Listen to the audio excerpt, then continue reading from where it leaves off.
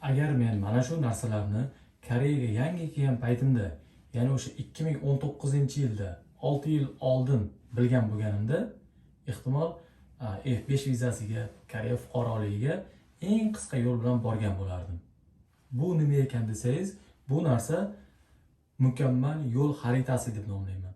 Ya'ni Koreyaga masalan talaba bo'lib kelgan odam bu yerda qaysi vizalardan foydalangan holatda, deylik, Koreyada chet ellik sifatida olish mumkin bo'lgan eng yuqori viza bu F5 vizasi.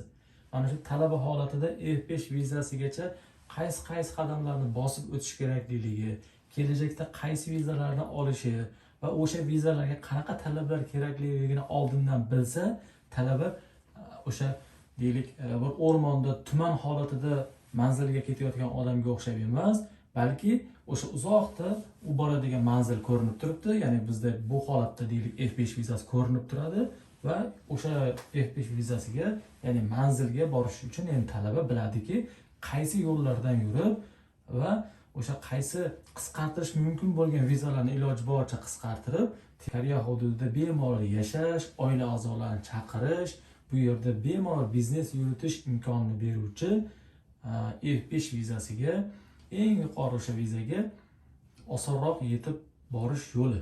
Mana shuni men xohlardimki, bu mana shu Koreyaga kelayotgan vatandoshlar, ya'ni o'zbeklarimizni ayniqsa shu yangi kelayotganlar, endi eski kelganlar o'zi viza tartiblarini hammasini deyarli tushunib qoladi.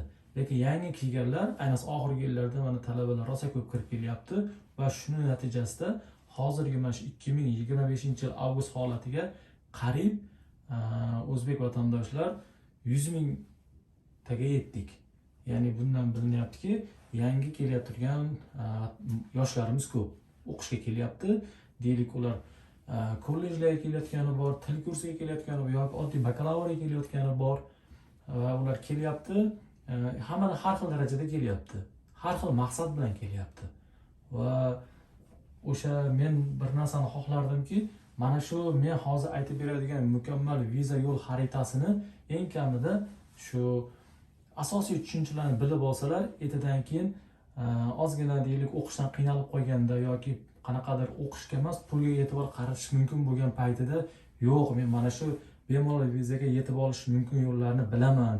Shuning uchun yo'lda taslim bo'lmayman va o'sha o'qishdan keyin o'sha ishlarni qilib, o'sha eng qisqa muddatda o'sha F5 vizaga yetib olaman deb maqsad qilsa, o'zbek vatandoshlar o'rtasida boyagi nelegalga, ya'ni noqonuniy holatga o'tib qolish holatlari ham kamayadi deb o'ylayman. Va albatta mana bu F2, F5 va boshqa eng yuqori Koreyada bemalol ishlash, yashash, biznes qilish imkoniyatini beruvchi vizalarga ega bo'lgan vatandoshlar ko'paysa, mana shu tayyorlayotgan videolarimizdan maqsadimizga erishgan deb hisoblayman. Lekin mana shu videoni eshitishingizdan oldin bitta narsani aytib o'tishni xohlardim. Bu vizalar haqida videolar qilmaslikka intilardim. Nima sabab? Chunki bu viza talablari konstanta, ya'ni o'zgarmas narsa emas. Kerak bo'lsa har oyda o'zgaradi. Kerak bo'lsa mana men aytayotgan narsa, men aytayotgan viza talablari bir oydan keyin, bir yildan keyin umuman o'zgarib ketishi mumkin. Qolaversa mana hozir bu videoni endi YouTube'ga qo'yamiz. YouTube'ga qo'ysak 6 oydan keyin, 1 yil, 2 yildan keyin ham bu videoni ko'radigan vatandoshlar bo'lsa, u payti viza talablari umuman o'zgarib ketgan bo'lishi mumkin. Men aytib berayotgan bu sxemalar umuman qisqarib yo boshqa bir talablar paydo bo'lgan bo'lishi mumkin. Shuning uchun ushbu vizaga oid videolarni ko'rishingizdan oldin umumiy maslahatlar sifatida ikkita narsani aytib o'taman. Birinchisi, har doim biz berayotgan mana bu viza ma'lumotlari axborot xarakteriga ega ma'lumot sifatida qabul qilishingiz mumkin, lekin bevosita o'sha viza jarayonini tayyorlashga kirishayotgan paytingizda har doim immigratsiya xizmatining bepul ma'lumotlar markazi bor, ya'ni 1345 kol markazi bor. Mana shu 1345 kol markaziga telefon qilib, o'zingizni vizangiz, holatingiz, darajangizni aytsangiz, siz o'sha yangi o'tmoqchi bo'lgan vizaga kerakli yo'nalishni o'shalar eng oxirgi o'sha qonun qoidalarni sizga moslab aytib berishadi. Demak, 1345 ga doim aniqlab olamiz viza jarayonlariga kirishdan oldin. Ikkinchisi esa eslatma, mana bu yerga hozir bugungi sanani yozib qo'yamiz, ya'ni 2025-yilni avgust oyining oxirida olinyapti bu video. Boyagi birinchi gapimda davom bo'ladiki, bu videoni keyinroq deylik ma'lum bir yildan keyin ko'rgandan keyin o'sha vaqtni inobatga olishingiz kerak. Bugungi aytayotgan ma'lumotlarim hozirgi kundagi ma'lumotlar. Xo'p, bunday bo'ladigan bo'lsa, demak bevosita tushuntirishni boshlaymiz. Eng quyi viza deydigan bo'lsak, bu yerda yonsuv deb aytaylik. Buni endi til kursi deb aytamiz, tushunarli tilda. Til kursi vizamiz, demak bu D4 bo'ladi. D4 vizasi va biz tushuntirganda eng yuqori yetib boradigan vizamiz, demak bu Yongju viza, ya'ni F5 viza turi. Demak, mana shu oralarda hozir tushuntirishni boshlaymiz. Demak, O'zbekistondan aslida D4 vizaning ham turlari ko'p, lekin biz turlariga hammasini kirishib yotmaymiz. Shuning uchun umumiy til kursi deb nomlab ketaveramiz buni hozircha. Demak, til kursiga kelgan talabamiz keyin til kursi deylik 6 oydan 2 yilgacha o'qish mumkin. O'sha universitetlar qoshidagi til markazlari, til kurslari bo'ladi. Ko'proq endi o'sha bizda koreys tili o'qigani keladi. D4 ning boshqa turlari ham bor, u boshqa maqsadlarda. Hammasi o'sha til kursi maqsadlari uchun. Lekin bizda o'sha D4 bu jarayon D4 1 vizasiga ko'p murojaat qiladi biz vatandoshlar. Demak, mana shu D4 1 vizasida 6 oy yoki maksimal 2 yilgacha yurish mumkin-da. Endi undan keyin universitet tanlab universitet bosqichiga o'tish kerak. Demak, ikkinchi bosqichimiz mana bunday chizamizda. Bu yerda yuhak deb aytamiz. Ya'ni yuhak degani bu o'sha universitetdagi ta'lim. Bunda bu yuhaklar demak bu D2 viza guruhlari bo'ladi. D2 da ham 10 ga yaqin turi bor. 10 ga yaqin turdan hozir eng ko'p bizni o'zbek vatandoshlar murojaat qiladigan turlarni sanab o'tamiz. Xo'p, D2 vizaning birinchisi demak bu D2 1. D2 1 bu o'sha kollejlar, kasb-hunar, xuddi o'zimizdagi kasb-hunar kollejlariga o'xshagan ta'lim dargohlari hisoblanadi. Buni Koreyada Chonmun Haksa deymiz. Chonmun Haksa. Undan keyingi bosqich esa xuddi O'zbekistondagi 4 yillik bakalavr tizimi, ya'ni D2 Buni shunchaki Haksa deb aytamiz. Bu o'sha 4 yillik bakalavr tizimi. Undan keyingi bosqich o'z-o'zidan bu D2 Bu magistratura bosqichi, masters, ya'ni buni koreys tilida biz Saksa deb aytamiz. Demak, keyingisi xuddi biz PhD deydigan Paksa bosqichi, bu D2 tur viza bo'ladi. Demak, buni yozamiz Paksa deb. Bu yerda exchange studentlar va boshqa turlari ham bor. Ularga to'xtalib o'tirmaymiz. Asosiy turlar bo'yicha gaplashib o'tib ketamiz. Demak, bu yerda mana bu guruhni yakunlasak bo'ladi. Xo'p, oldin vizalarni aytib o'tamiz, keyin bir-biriga o'tish usullarini aytamiz. Xo'p, o'qishdan keyingi viza ish qidirish vizasi, ya'ni ta'lim dargohini tugatgan odam nima qiladi? Ishga kirishdan oldin ish qidirish vizasi bo'lishi mumkin. Buni Kujik Haldong deb aytamiz koreys tilida. Kujik Haldong vizasi. Aytamiz. Bu demak D10 viza guruhi hisoblanadi. Buni ham hozirgi kunda eng ko'p 3 ta asosiy turlari bor. Hop, D11, D12, D13. Hammasini o'z maqsadi bor. Birozdan keyin tushuntirganda ulardan tushuntirishga harakat qilamiz. Demak, bundan keyingi bosqich bevosita ishlash bilan bog'liq endi. Ya'ni Chonmun Ilyok bosqichi bo'ladi.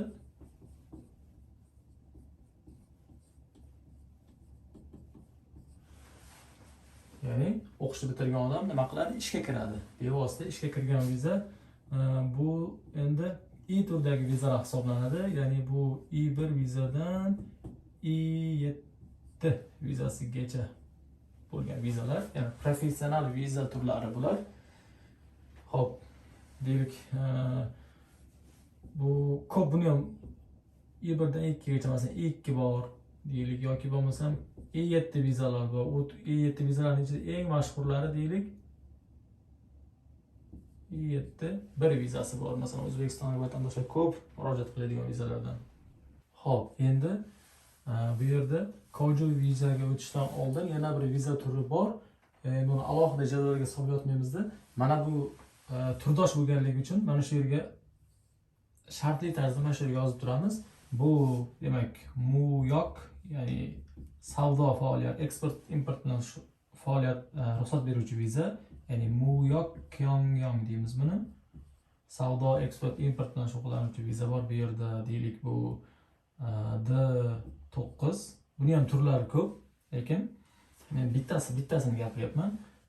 Keyin mana bu yerda esa yana bitta Kisul Chang'op deylik, shuni qisqartirib Kisul Chang'op deymiz. Buni D8 viza guruhlari. Bu ham mana bularga o'xshab viza guruhlari. Xuddi mana 1, 2, 3 ga o'xshab yana buni ham ichki turlari bor. D91, D92 bo'lib ketadi. Asosiy umumiy tushuntiramiz, chunki ichi bilan tushuntiradigan bo'lsak, videomiz juda ham uzayib ketadi. Demak, mana bu F5 vizadan demak bitta oldingi bu yerda Koju vizani qo'yamiz. Koju bu F2 viza guruhi. Ana, biz hozir vatandoshlar eng ko'p murojaat qiladigan viza turlarini yozib oldik. Bu yerda F2 vizaning hozir turlari bor. Namuna sifatida yozib qo'yaman. Hop, F2 vizada demak bu yerda F2 7 vizaga ko'proq murojaat qiladi vatandoshlar. Hop, keyin yana bu yerda alohida bir maqsadlar uchun chiqqan F2 R vizasi ham bor. Bu ham bir mashhur viza, aholi kam hududlar uchun. Bu yerda yana misol tariqasida F2 99 deb yozishimiz mumkin. Bu yerda F5'ni hozir o'zini yozib turaylik. Aslida F5 vizani haqiqiy yo'riqnoma bo'yicha gapiradigan bo'lsak, 27 xil turi bor edi. Mana 27 xil turi bor. Buni agar yozib chiqadigan bo'lsak, bu vaqt ham yetmaydi, juda chalkashib ketadi. Shuning uchun bugun boya boshida aytganimdek, umumiy viza guruhlari haqida gaplashishga harakat qilamiz. Xo'p, demak, endi bir boshdan tushuntirishni boshlaymiz. Xo'p, D-tur, ya'ni til kursi o'qigani keldi deylik, odatiy tilda aytadigan bo'lsa, til kursi o'qigani keldi, 6 oy yoki 2 yilgacha o'sha til kursida belgilangan talablarni bajarish kerak. Deylik, topik ma'lum bir darajani olib berish kerak bo'lsa, koreys tilidan oldi deylik. Endi u nima qiladi? D2, ya'ni yo'qak universitetga kirish kerak, ya'ni oliy ta'limga kirish kerak. O'zini viza backgroundiga qaraydi. Ya'ni O'zbekistonda deylik, maktabni bitirib til kursiga o'qigani kelgan deb aytadigan bo'lsak, bu to'g'ridan-to'g'ri maktab bitirib kelgandan keyin, hop, bu yerdan keyin mana bunga o'tish mumkin. Ya'ni oddiy 4 yillik bakalavrga kirish mumkin. O'zbekistonda maktabni bitirdi, bu yerda til kursini tugatdi. Demak, u 4 yillik haqsa, ya'ni universitetga kirish mumkin. Yana bo'lish mumkin, deylik, O'zbekistonda 4 yillik bakalavrda o'qigan bo'ladigan bo'lsa, 4 yillik bakalavrda o'qigandan keyin bu yerga til kursi, shunaqa holatlar ham borda. O'zbekiston 4 yillik bakalavr tugatib, keyin til kursiga kelgan holat bo'ladigan bo'lsa, o'z-o'zidan bunda O'zbekistonda uni 4 yillik bakalavr borligi uchun kerakli hujjatlarni rasmiylashtirib, bu magistraturaga o'tishi mumkin. Bunaqa holatlar ham bo'lishi mumkin. Yoki yana shunaqa holatlar bo'lgan, O'zbekistonda magistraturani bitirgan vatandoshlar kelgan til kursiga, ular O'zbekistonda deylik magistratura diplomi borligi uchun ular endi mana bu yerga PhD ga kirish mumkin. Yoki bo'lmasam O'zbekistondan til kursiga emas, bevosita mana bu Chonmon Haksiga, ya'ni mana shu bizdagi xuddiki kasblar kollejlarga o'xshagan ta'lim darajasiga kelgan studentlar bo'ladigan bo'lsa, ta'limni o'sha mana bu o'sib borish bosqichida davom ettirish mumkin. Deylik, mana bu kollejdan keyin bu yerda bakalavrga va undan keyin o'zining tartibida magistraturaga va PhD ga kirish mumkin. Bu yerda tushundik-a, til kursidan keyin o'zini mos darajasiga o'tib, yoki til kursidan keyin bakalavr o'tgan bo'lsa, bakalavr, magistr, PhD mana shu tartibda ham bo'lishi mumkin. Buni endi oddiy narsa tushunamiz. Xo'p, endi universitetni bitirgandan keyin ish qidiradi. Ish qidirish vizasi bor. Ish qidirish vizasi mana bu birinchisi, demak mana bu biz eng ko'p murojaat qiladigan ilban ish qidirish vizasi bo'ladi. Mana bu ilban ish qidirish vizasiga Koreya ichida gapiradigan bo'lsak, mana shu D2-1 dan yuqori ta'lim darajalari mana bunga ish qidirish uchun murojaat qilishlari mumkin. Ya'ni Chonmun Haksani bitirgan ham, mana bu yerdagi oddiy bakalavriatni bitirgan ham yoki magistratura va PhD ni bitirganlar ham mana bu D11 oddiy ilban Kujik Haldun ish qidirish vizasiga murojaat qilishlari mumkin. Va bu D11 vizasi 6 oydan beriladi. Bir marta olishda 6 oy beriladi. Hozirgi tartib bo'yicha 4 martagacha olish mumkin. Demak, maksimal 2 yilgacha yurishi mumkin bu vizada. Bu viza nima uchun beriladi? Mana bu bosqichga o'tib ketish uchun. Ya'ni bu viza mana bu I1 dan I7 gacha bo'lgan professional ishchi vizalarning bittasiga o'tib ketish uchun tayyorlanish bosqichi. Mana shu jarayonlarga tayyorlanish bosqichi uchun beriladi. Aynan mana bu tur. Bu yerda D2, D12, D13 dan gapirdim. Bular keyingi yillarda qo'shilgan. Masalan, mana bu yerdagi D8 turiga o'tish uchun deylik D12 ga topshirish kerak. O'qishni bitirgan odam mana bu vizaga o'tishni xohlasa D10 va ikkisida. Buni endi olish muddatlari boshqacha bo'ladi.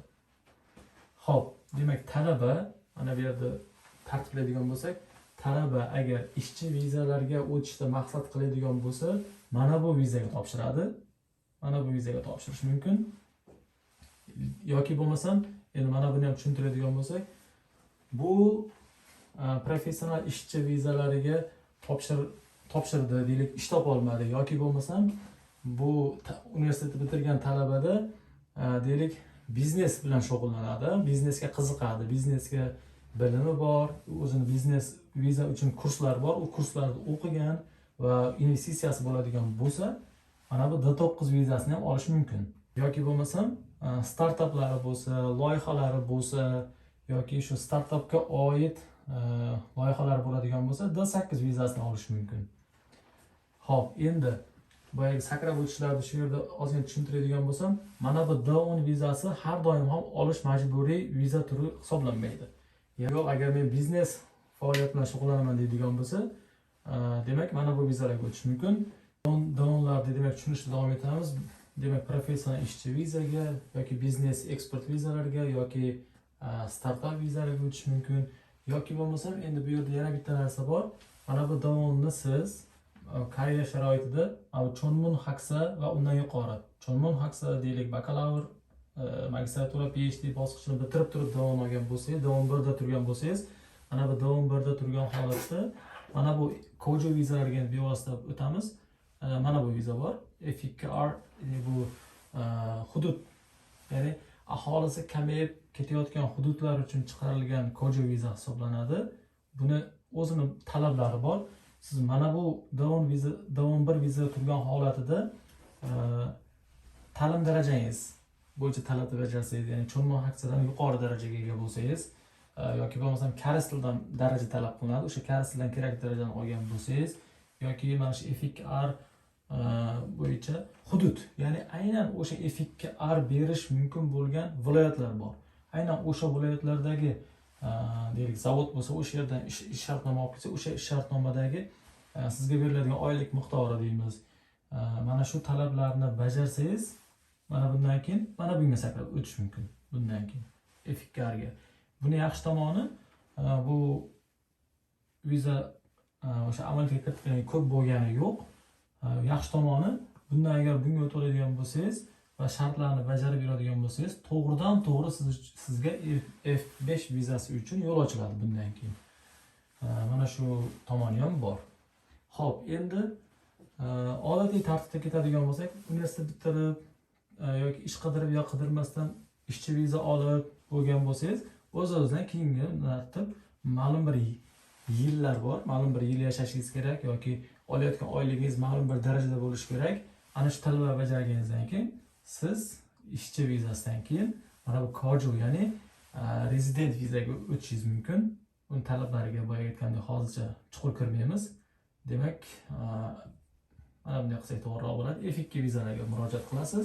F2 vizadan keyin o'zingizdan o'sha ma'lum bir yillar, talablar, daromadlar bajarganingizdan keyin siz uchun F2 vizadan keyin olinadigan viza faqat o'sha F5 vizani boya aytgandek 27 ta turi bo'ladigan bo'lsa, shuni o'zini maxsus turlari bor. O'sha qaysi bir turga to'g'ri kelsangiz, o'shanga harakat qilib buni olishingiz mumkin. Endi o'sha boshda va'da qilganimdek sakrab o'tish usullari, hozir mana bu yerda sakrab o'tishlarni tushuntirdim. Yana mashhur sakrab o'tishlar bor. Hozir o'shani mana bu yerga yozib, o'shani tushuntiramiz. Xo'p, mana bu yerda sakrashlarni bir qator tushundik. Endi yana mashhur sakrashlar bor. O'shalarni misol tariqasida tushuntirib qo'yaman. Ichiga kirmasdan umumiy tushuntiraman. Chunki bu har bir sakrashni o'zini soatlab tushuntirish mumkin. O'ziga yarasha talablari bor-da. Mana bu holatda qaysi holatda sakrash mumkin. Buni o'zining talablari bor. U har biri xudo xolasa keyinchalik alohida video qilamiz. Demak, bu yerda mana birinchisi deylik, D2 vizasidan F27 vizasiga sakrab o'tish mumkin. Deylik, mana bu yerda D2 vizasidan, mana bu D2 vizasidan turib, mana bu F27 ga, mana bu yerdan turib, mana bu yer D2 dan F27 ga sakrab o'tishingiz mumkin. Biz bu F27 ni mana bu yerdan nomini yozib qo'ydim. Chomsuje, Usuinje deymiz. Ya'ni ballik tizim bo'ladi va o'sha iqtidorli kadrlarni mana shu yo'nalishi hisoblanadi. Buni alohida video qilganda yana batafsil tushuntiramiz, lekin mana shu mumkin. Masalan, bunda mana bu yerda ishchi vizaning talablarini bajarganlik talablari bor o'z o'rnida. Bir paytda o'zi mana bu talablarni bajargan holatda sakrab o'tishingiz mumkin-da. Uni alohida tushuntiramiz. Demak, bu. Demak, yana bittasi deylik D2 dasiz, paksa, ya'ni PhD ni bitirgan holatida o'sha o'zini yo'nalishida bundan mana bunday sakratamiz. Endi buni Y7 ga keldida, deylik Y7 ga keldida o'zini bitirgan yo'nalishida ishladi mana shu yerda. Bundan F5 ga sakrab o'tish mumkin. Mana bu yerda shuni aytganman. Ya'ni deylik, buni Ilban Punya paksa deyishimiz mumkin. PhD dan turib o'zini bitirgan sohasi 7 da ishlab, mana bu yerda ishlab, bundan mana bu F5 15 ga sakrab o'tish mumkin. Boya aytgandek F5 ni 27 ga yaqin turi bo'lsa, shuni bittasini deylik, mana bu yo'nalish. Endi xuddi shunga o'xshash yo'nalish magistrni bitirganlarga bo'lishi mumkin. Magistrni bitirgan, undan keyin mana bu yerda demak 7 ga o'tgan, mana bu 7 ga o'tyapti. 7 ta o'tgandan keyin bu 7 ga o'tgan odam uchun mana bu yerda F5 ni 10 ochiladi. Xuddi mana bu yerga yozib qo'yganimdek F5 10 ga sakrab o'tish mumkin.